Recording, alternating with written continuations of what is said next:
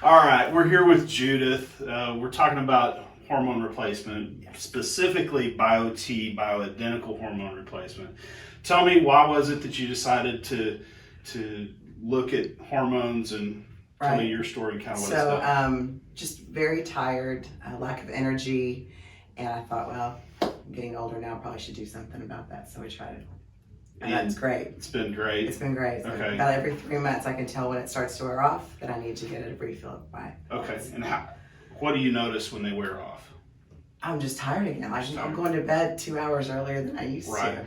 So you're going to bed at 7? Yes, I am.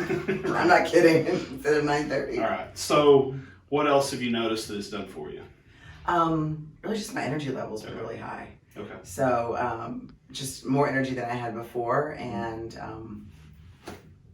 you need that when you're working mom and empty nester. That's right. That's right. All right. Well, thank you, Judith. Thank you. Glad you're happy with it. Thank you very much.